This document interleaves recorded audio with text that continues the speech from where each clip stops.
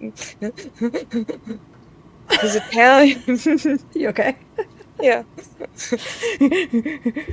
All right, our sound is good. Okay. You were saying something about Welcome. having a speech impediment? It's not a speech impediment. Can I just say something before we get Yes. into part two? First of all, welcome. Welcome. Welcome, Welcome back. everyone. Yeah, I welcome back. apologize for my hair. What's wrong with it? Oh, it's like I'm letting it dry curly, so I have it Oh, all kind okay. of pushed up like Mm-hmm. this so that it's not pulled back. But it doesn't look that crazy right now, but in person it looks a little.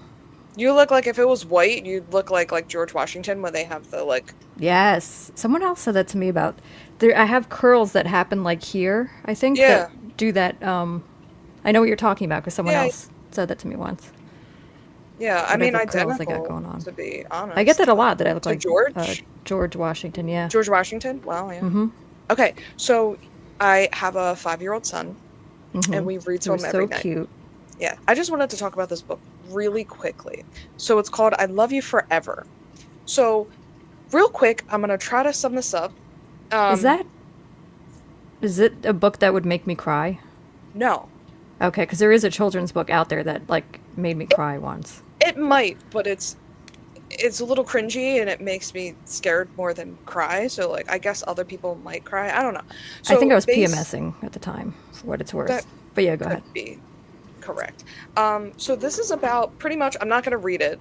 But it's like a mom holding a baby, and pretty much she's like holding this baby and she's like, I love you for so the thing is, I love you forever, I'll like you for always, as long as I'm living, my baby will be, right? And then it's the same stuff. He's a toddler, she holds him, says the same thing, I love you forever, I like you for always, yada yada.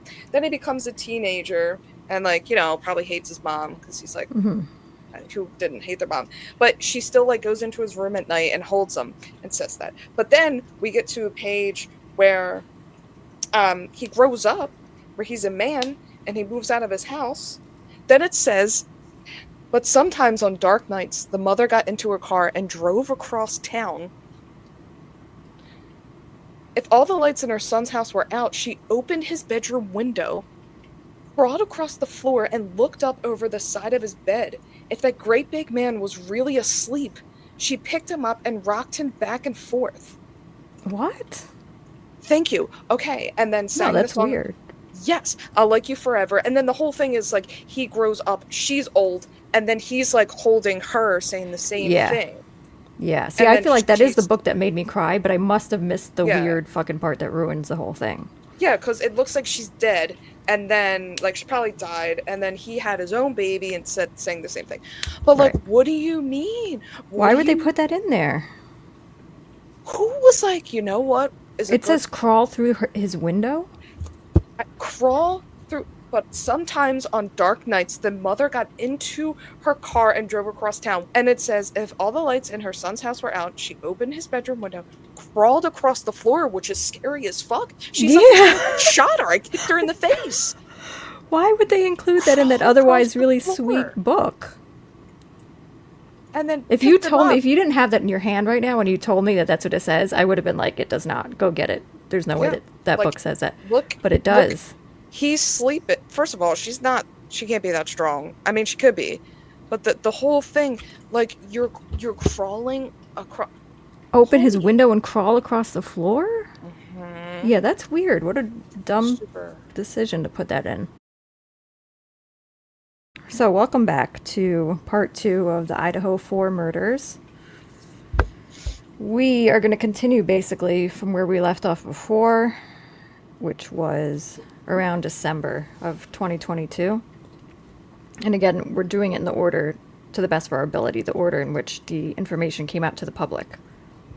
All right, so one of the things that, one of the pieces of information that came out, I think in the beginning of December, maybe, or maybe late November, was Xana's mom, whose name is Kara, did a interview somewhere. I think it was a phone interview. And she stated that Xana's dad had gone to that house on King Road the week before the murders to change Xana's lock on her door. That's coming from Interesting. Xana's mom. Okay. So now And Did she we didn't hear know, that if I phone remember call? correctly. Yeah. It's not a fun phone call to listen to. I actually felt really bad for her, like, because she was also, I mean, I feel bad for all of them, but Yeah, for specifically sure. her, it was just hard to listen to. I don't know. She also was expressing frustration with feeling like she was out of the loop and they're not telling, the police aren't telling her anything. You Mm-hmm. know, it was just heartbreaking. And I think if I remember correctly, she didn't know if it was the front door or her bedroom door, but she thought it was her bedroom door, but she's not sure. But either way, it's like because the timing of it, just the weekend before. Right. So it's almost like the white hoodie guy when I was saying, like, it's not weird that he was making sure they got home okay, but the timing of it, knowing he told someone he's there to make sure they get home okay and they were killed a few hours later, then, like, did he know something? Was there a reason that he did that? Same thing with the lock on the door. Like, was there a reason why she needed her lock changed? Yeah. Another piece of information is that Kaylee apparently had moved out of the house already, and she was back in town to Yeah. visit, which was Which like, is, oh.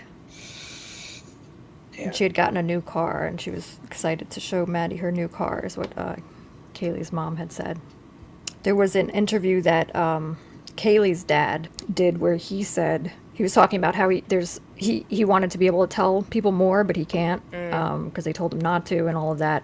And he did say at some point, I think they asked who was the target. Did police tell you who was of the kids was actually targeted? And he said something along the lines of, like, I can't tell you that, but I will tell you he didn't have to go up the stairs. Or those stairs. He didn't have to go up those stairs. And then everyone interpreted that, like, differently, because if you, like, look at it too hard, it could mean so many different things. To me, it sounded like he didn't have to go up those stairs, like the target was Xana or Ethan. And then why did he even go upstairs? He could have just left them Right. alone up there. But it's still Uh, not very clear, you know? right. I think it was late November. Some people on YouTube were able to get a hold of the body cam footage from these cops that were actually, believe it or not, out and about really close to the house that night, like that the murders took place. Mm. So there's footage that I'll put up here after of them basically out, like, doing like a regular patrol of trying to find drunken kids who are underage and giving them tickets. But the cops were in plain clothes with an undercover vehicle.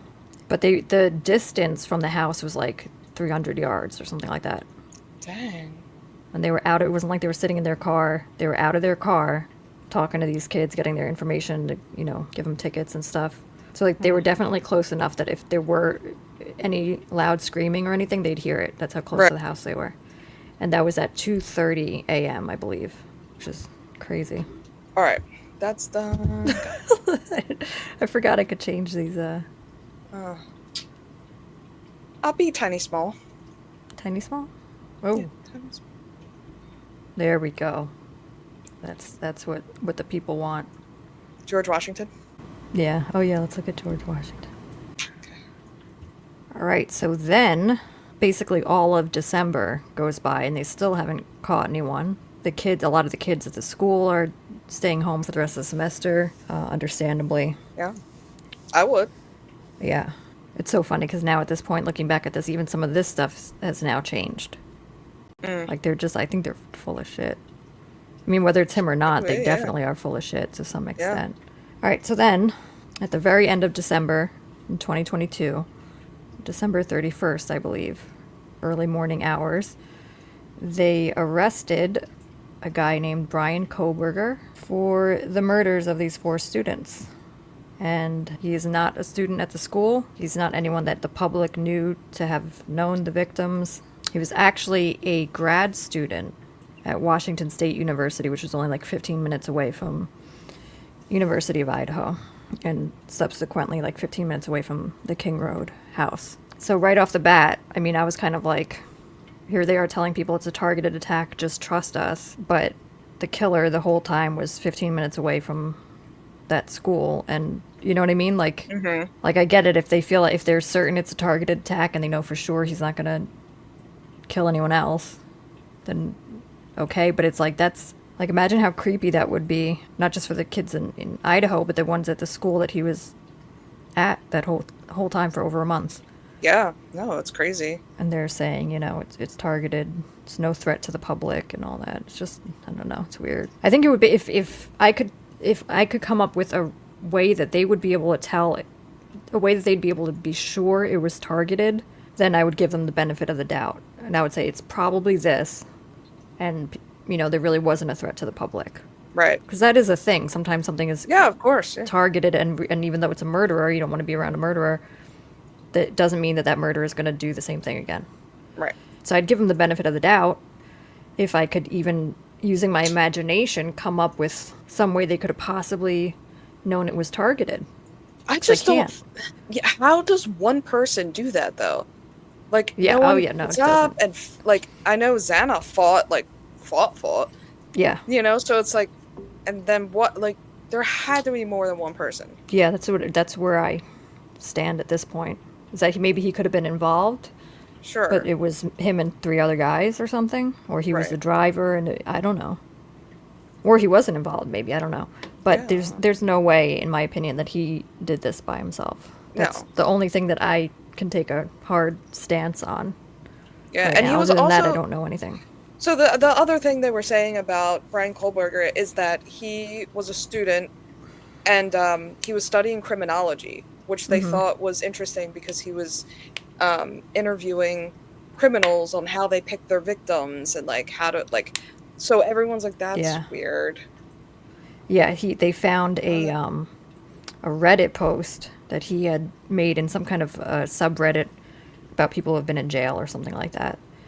And it was basically a questionnaire asking all these questions about like committing crimes, like how did you feel, after you committed the crime? How did you choose who to mhm. commit the crime on, and all this stuff. But it's kind of like, it's hard to, it feels creepy, but at the same time, if he's a Yeah. criminology student. And then I actually read somewhere, and I can't verify this, but I did see someone else say that his entire class had that assignment to, to poll people who have committed crimes and ask basically similar questions and Gotcha. write a paper on it. All right, so before we get into the arrest, the Moscow PD put out a plea for help from the public, saying they were looking for a 2011 to 2013 white Hyundai Elantra that they said was in the vicinity of the house the night of the murders, around the time of the murders. And they're looking to speak to the occupants of that vehicle in case they can help Also, give information. yes. And so they have video of the car going by the house. Well, it was like going back and forth. So they sent those pictures to the FBI, and there's a guy in the FBI who like specializes in this, and like, so he said specifically a 2011 to a 2013 Mm-hmm. Hyundai Elantra, white Hyundai Elantra. Right. And he's someone who does that like for a living. He Yep. identifies cars. That's the PCA too. We'll get into that. But he's like an expert, and he's in Yeah. 2011 to 2013.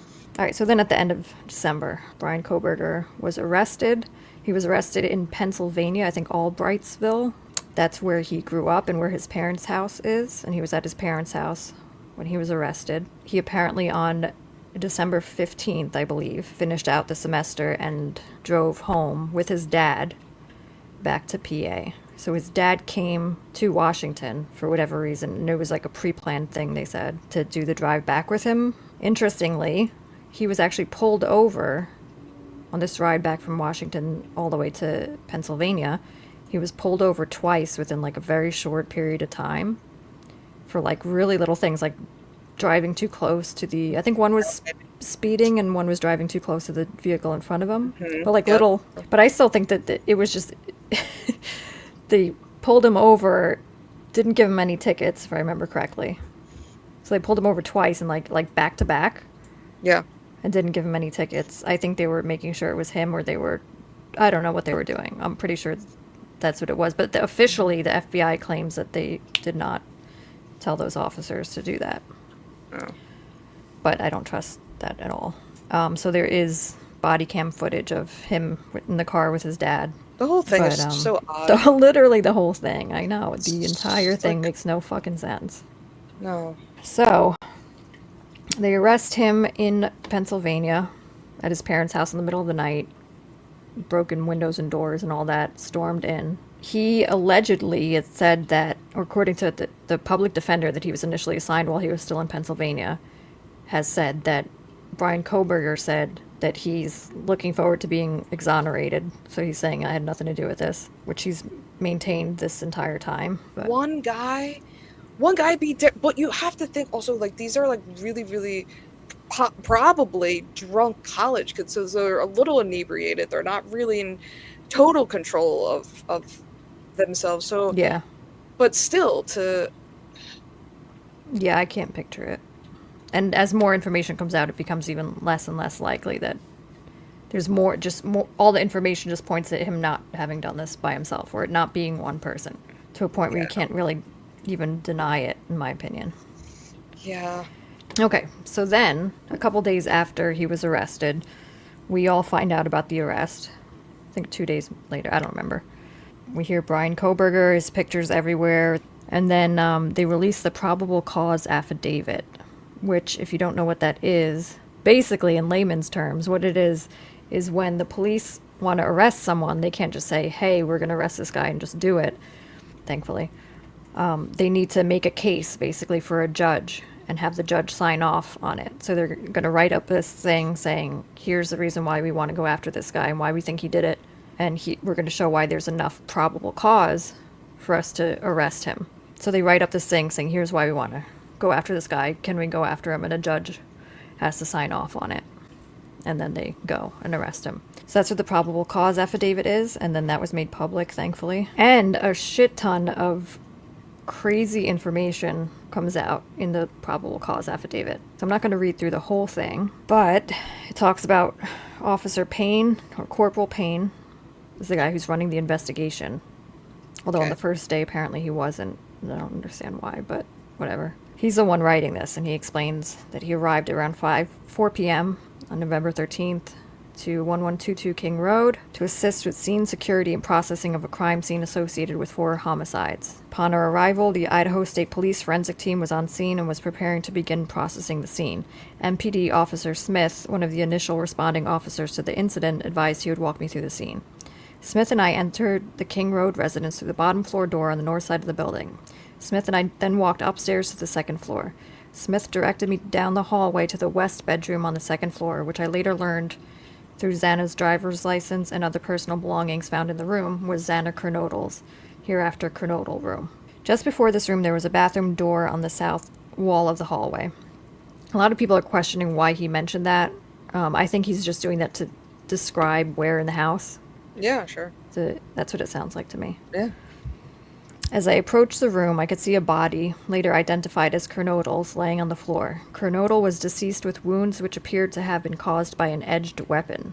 So it's interesting the way he describes the weapons used. And this is just from what he's seeing. But I don't know, it's strange. So he says Kernodle edged weapon. Also in the room was a male, later identified as Ethan Chapin, hereafter Chapin.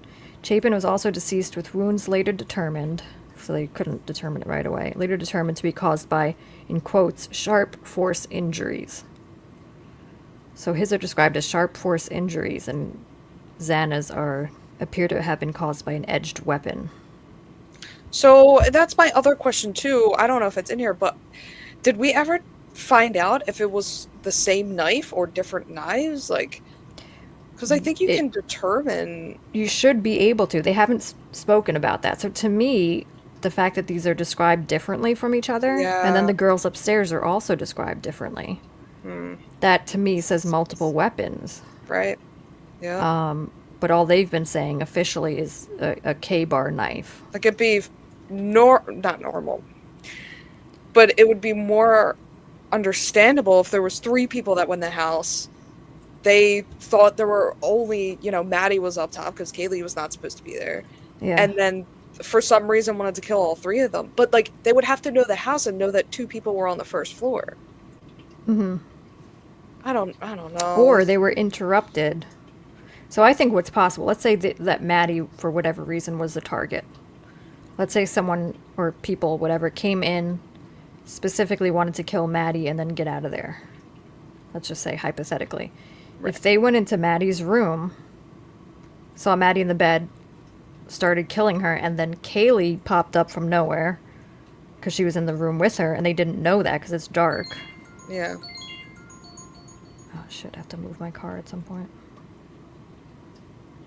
Okay. Remind me to move my car. Good luck. It's so like out of left field. I think I'll remember when I have to walk Toby. So if they just went in there to kill Maddie and it's dark, they might not have known Kaylee was even in the bed with her. Right. They go to kill Maddie, Kaylee wakes up, then they're like, oh shit, now you have two people, and you try to quietly kill both of them. And because Kaylee was there and caught them off guard, there's more noise being made than they had initially wanted. They wanted to just get in there and do it real quick, silently, and leave.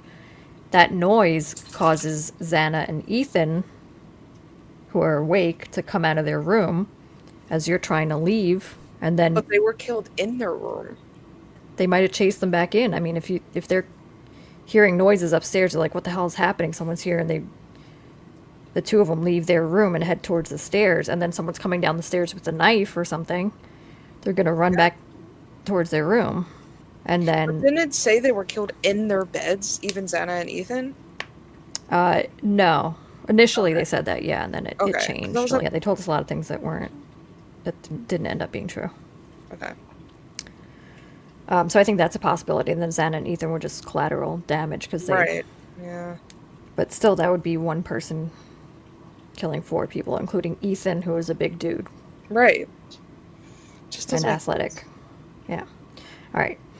Then it says, I then followed Smith upstairs to the third floor of the residence. The third floor consisted of two bedrooms and one bathroom. The bedroom on the west side of the floor was later determined to be Kaylee Gonsalves. I guess Gonsalves's, hereafter Gonsalves' room. I later learned from review of Officer Nunez's body camera there was a dog in the room when Moscow police officers initially responded. The dog belonged to Gonsalves and her ex-boyfriend Jack Decour. I found out that he shared dog. The bathroom shared a wall with Madison Mogan, hereafter Mogan's bedroom, which was situated on the southeast corner of the third floor. As I entered this bedroom, I could see two females in the single bed in the room. Both Gonsalves and Mogan were deceased with visible stab wounds. So this is the same guy writing this. Right. So he's used three different descriptions of basically what it looked like, what kind of weapon it looked like was used. Does that sentence make sense? Yeah. Deceased with visible stab wounds. I also later noticed. It's weird that he says later noticed. I also later noticed what appeared to be a tan leather knife sheath laying on the bed next to Mogan's right side when viewed from the door. The sheath was later processed and had K-Bar, USMC, and the United States Marine Corps Eagle, Globe, and Anchor insignia stamped on the outside of it. The Idaho State Lab later located a single source of male DNA, suspect profile, left on the button snap of the knife sheath. So that's how they knew that they were looking for a K-Bar knife. It was because of the sheath that was left, which makes sense. Yeah. As part of the investigation, numerous interviews were conducted by Moscow Police Department officers, blah, blah, blah. Two of the interviews included BF, Bethany Funk, and DM Dylan Mordenson. Both Bethany and Dylan were inside the King Road residence at the time of the homicides and were roommates to the victims. Bethany's bedroom was located on the east side of the first floor of the King Road residence. Then, it says Dylan and Bethany both made statements during interviews that indicated the occupants of the King Road residence were home by 2 a.m. and asleep, or at least in their rooms, by approximately 4 a.m. So when I was reading this, I was like, they were telling us the two unharmed roommates were asleep the whole time. So like if they're asleep, how would they know that they were in their rooms or asleep by approximately 4 a.m.? Well, also, yeah, just keep, like, Yeah. yeah. Then it says, and this was like, then it says, this was with the exception of Kernodle, Xana, who received a DoorDash order at the residence at approximately 4 a.m. Law enforcement identified the DoorDash delivery driver who reported this information. So they spoke to the chief. So we're initially told they're all asleep in their beds, and then we find out that they were awake. Xana was awake, ordered DoorDash, which apparently arrived at what they're later going to say is like the time of the killings. So a DoorDash person was there like when they were getting killed practically, or immediately beforehand. So Dylan stated she originally went to sleep in her bedroom on the southeast side of the second floor. So again, we were told they were in the first floor in the basement. That's why they couldn't hear anything, yada yada. Apparently, Dylan's room was on the second floor, and it was the same floor that Xana and Ethan were killed on. So Dylan stated she originally went to sleep in her bedroom on the southeast side of the second floor. Dylan stated she was awoken at approximately 4 a.m. by what she stated sounded like Gonsalves playing with her dog in one of the upstairs bedrooms, which were located on the third floor. A short time later, Dylan said she heard who she thought was Gonsalves say something to the effect of, "There's someone here." A review of records obtained from a forensic download of Kernodle's phone showed that this could have also been Kernodle, as her cellular phone indicated she was likely awake and using the TikTok app at approximately 4:12 a.m. So with the information that we're going to get to in a second, this really shortens the time span that they were killed. It goes quick. Like, absurdly quick. So Dylan stated she looked out of her bedroom but did not see anything when she heard the comment about someone being in the house. Dylan stated she opened her door a second time when she heard what she thought was crying coming from Kernodle's room. Dylan then said she heard a male voice say something to the effect of, "It's okay, I'm going to help you." At approximately 4:17 a.m., a security camera located at 1112 King Road, their neighbors, a residence immediately to the northwest of 1122 King Road, picked up distorted audio of what sounded like voices or a whimper followed by a loud thud. A dog can also be heard barking numerous times starting at 4:17 a.m. The security camera is less than 50 feet from the west wall of Kernodle's bedroom. So look at the time frame now. Voices, a whimper, and a loud thud. Well, see, this is crazy. A dog can be heard barking starting at 4:17? That doesn't make sense. I understand. None of it makes sense. None of it makes sense. First, wasn't there a car right outside the residence at like a certain time, and then it left at like 4:20? So there was like a 15-minute window or something. Yeah, near the... I thought it Unfortunately, was no like camera right out. front. No, I wish there was. It's basically like to the right, there's a camera, that's a Linda Lane one. And then there's this neighbor's camera pointing the other direction. So it's like if you're in a car and not on foot, you can't get to the King Road house without passing one of those cameras. So that's good. So that's so they could tell when the car arrived and left. Right. But no accounting for anyone who might have been on foot, because they could come from anywhere. Yeah. Okay. And there's no camera in the front that shows the front of even other neighbors or anything that shows the front of the King Road house. All right, then Dylan stated she opened her door for the third time after she heard crying and saw a figure clad in black clothing and a mask that covered the person's mouth and nose walking towards her. Dylan described the figure as 5'10" or taller, male, not very muscular but athletically built with bushy eyebrows. The male walked past Dylan as she stood in a, quote, frozen shock phase. The male walked towards the back sliding glass door. Dylan locked herself in her room after seeing the male. Dylan did not state that she recognized the male. This leads investigators to believe that the murderer left the scene. That's written awkwardly, so that last sentence was originally after saying he walked towards the back sliding glass door. And then afterwards they added the other stuff in, and then now it sounds weird, but I get it. The combination of Dylan's statements to law enforcement, reviews of forensic downloads of records from Bethany and Dylan's phones, a video of a suspect video, whatever, that's what it says, a video of a suspect video as described below, leads investigators to believe the homicides occurred between 4 a.m. and 4:25 a.m. That's based on the white Elantra coming and going, according to what they say. But a dog doesn't start barking until 4:17. Right. And Xana had DoorDash delivered At 4. at 4. So it was just like... During the processing of the crime scene, investigators found a latent shoe print.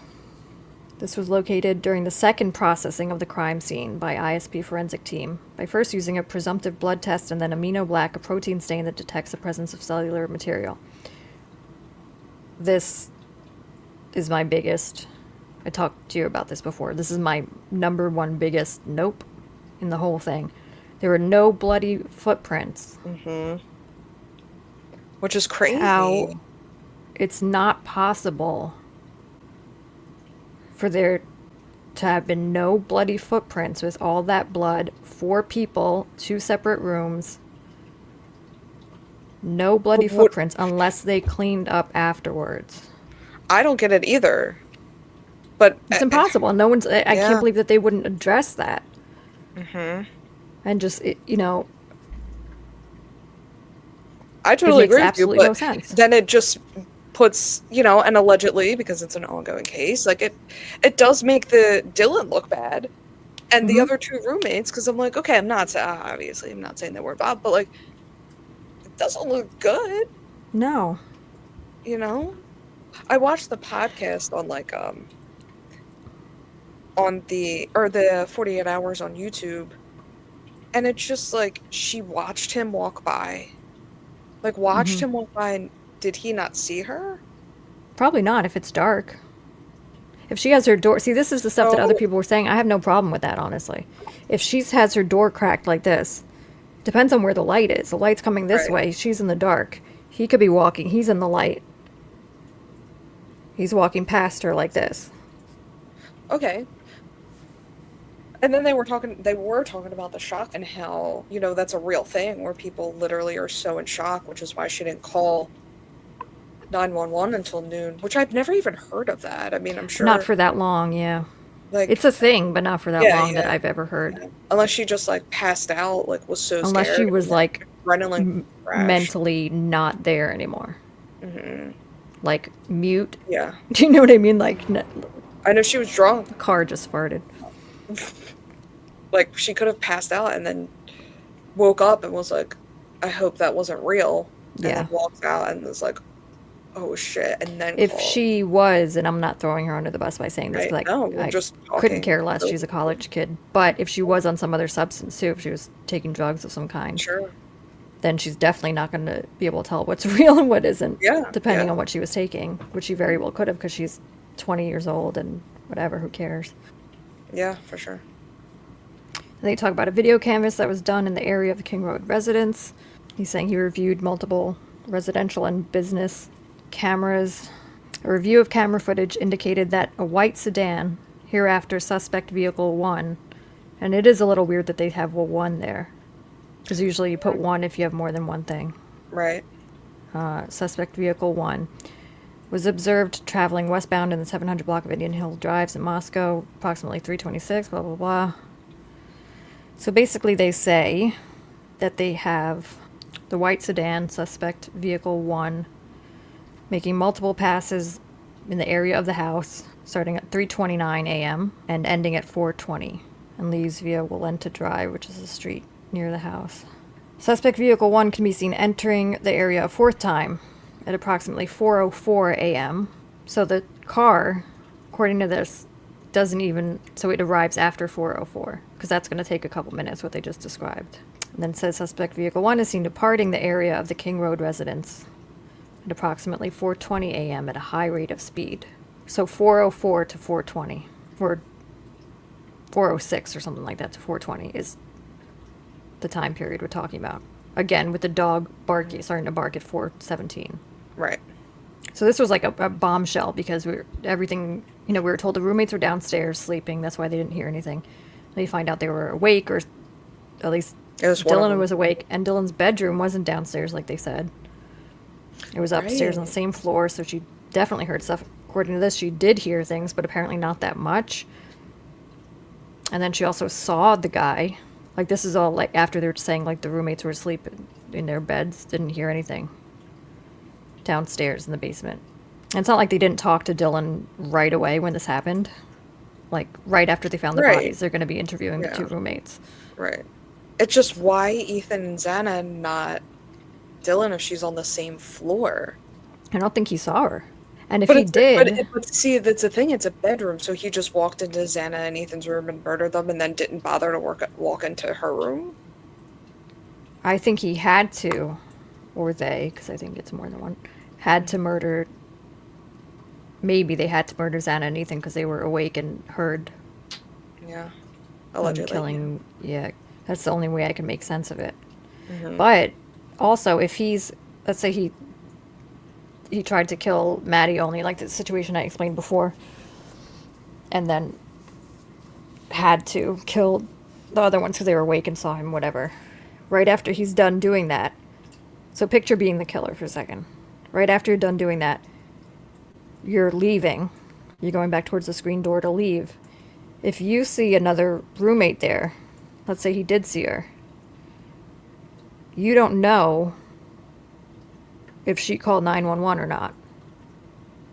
Yeah. So why would you take time to now try to kill that person when cops could be showing up any second? Wouldn't you be like, shit, and leave? You don't have time. I suppose, yeah. Because it's likely cops are already on the way. Yeah. I also think it's more likely he just didn't see her, though, because Well, it's more than likely he didn't see her, because even if he did, I just don't, like, I just think differently. Like, you don't want any witnesses. No, but it doesn't matter. If she called the cops, if she already called 911. It doesn't matter, because then he can, like, you have to think of... He's going to be killing her as they arrive. That doesn't work. But yeah, but he doesn't know, and like in a killer's mind, I would think he's like, I don't want any witnesses, because she saw him. She can identify at least his eyes and the bushy eyebrows. But she was there the whole time that he was just killing these people in the other room loudly. He's going to think she called 911 already. He needs to leave before the cops get there. I disagree with you. Really? Yeah, I think you would get caught by the cops. Absolutely. He's going to get not with a mask on. I don't know. I would rather leave and potentially be described by that witness than to take the time to try to kill that witness when in my mind it's likely cops are already on the way and could literally pull up while I'm still killing this person. All right, so we're going to stop here for part 2. Take a pause. Break. Take a pause, and then we'll do part 3. We'll cover the rest of the PCA and more stuff about Bryan Kohberger. Mm-hmm. And other stuff that came out in court during the hearings and all of that. Basically more stuff that does not add up, in my opinion. Yeah. I mean, his DNA, but it's like I gotta look into Touch DNA and see what's about that. Because it's damning. It's kind of... It's damning, but it's not nearly as damning as if there was his blood at the scene. Like DNA, people say, oh, his DNA was there, but Touch DNA is so flimsy. I'm pretty sure I read that there are countries that don't even use it in court, Touch DNA, because it's not good enough. Yep. Because you could literally, like, hold something in your hand for a second and pass it to someone. Now you could find one of your skin cells on the thing. Right. All right, folks. Subscribe, like, and comment. Yeah, let us know what you think. Let us know if I'm forgetting anything big. Yeah, I want to know some theories, too. This is one that I'm not super familiar with, so I had to do some research like day of. So yeah, definitely interesting and odd. I still can't believe the DoorDash. Yeah, what so are the chances of that? I don't know. That she ordered DoorDash and it basically arrived like when the killer was arriving? Mm-hmm. According to them. That's crazy. I don't know. Yeah. Something's not right. And if it was more than one person, like, then Dylan's lying. Or she just saw the one person take a different exit. Like, maybe... I honestly have such little faith in this police department and the prosecution in this case at this point. Yeah. That I don't trust what they're saying she said. Sure, yeah. Skibbity dop dop. Skibbity doop. Skibbity dop. Skibbity boobity bop. Stay tuned for part 3. We didn't know we were going to do part 3. We're doing part 3. There's a lot, though. Good night, I love you. Good night, I love you. Bye. Bye. Bye again. Okay, goodbye.